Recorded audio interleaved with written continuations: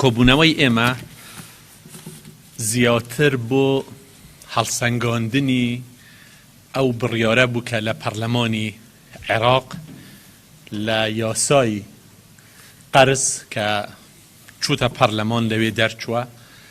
طبعاً ئەم یاسایە بەو شێوەی کە دەرچووە لە پەرلەمانی عێراق جێی نیگەرانیەکی جددی هەرێمی کوردستانە بە شێوەیەکی گشتی و سەبەبەکەشی واضحە. شێوەی دەربڕینی زمانی ئەم یاسایە شێوەی عقوبەیە، عقوبەدانی هاوڵاتیانی هەرێمی کوردستان و موچەخۆرانی هەرێمی کوردستان کە ئێمە زۆر بەداخەوە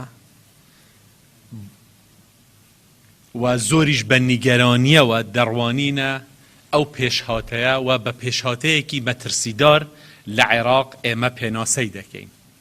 سەبەبەکەش ئەوەیە پرسیاری مهم لە هەموو لایەنە سیاسیەکانی عێراق ئەمەیە ئەرێ هەرێمی کوردستان بەشێکە لە عێراق یان نە. پرسیاری دووهەم ئەوەیە ئەرێ موچەخۆرانی هەرێمی کوردستان بەشێکن لە موچەخۆرانی هەموو عێراق یان نە. بە تەکید ئەگەر ئەم پرسیارە لە بەغدا بکرێت دەڵێن بەڵێ، بەڵام ئەم یاسایە کە دەرچووە بەو شێوەی کە دەریان یعنی دەنگیان بۆ داوە ئەمە بزەبت بە پێچەوانەی هەموو ئەو پرەنسیبانەیە کە ئێمە عێراقمان لەسەری بنیاد ناوە لە ساڵی 2003ەوە. ئەوان بەشێکن لەم وڵاتە و مافی خۆیانە. ئێمە تێدەگەین لە یەک شت، ئێمە دەزانین ئێمە حقوقمان هەیە، بەڵام لەگەڵ ئەوەشدا واجباتیشمان هەیە. هەرێمی کوردستان لە بەرپرسیارەتی بە هیچ شێوەیەک ڕاناکاتن. هەرێمی کوردستان ئامادەیە بەرپرسیارەتی خۆی بەرامبەر بە عێراقدا جێبەجێ بکاتن.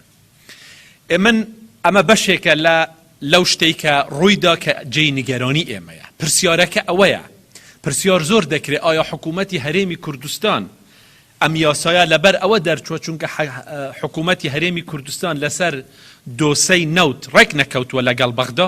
من با وەڵامی ئەو پرسیارەتان بدەمەوە، ئەمە بە هیچ شێوەیەک ڕاست نییە.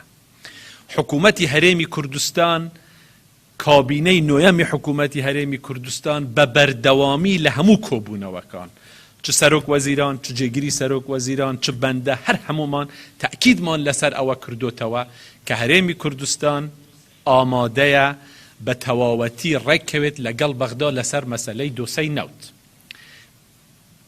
و چەند جاریش بە حکوومەتمان گوتووە لە بەغدا، بە حکوومەتی فدرالی کە ئێمە ئامادەین.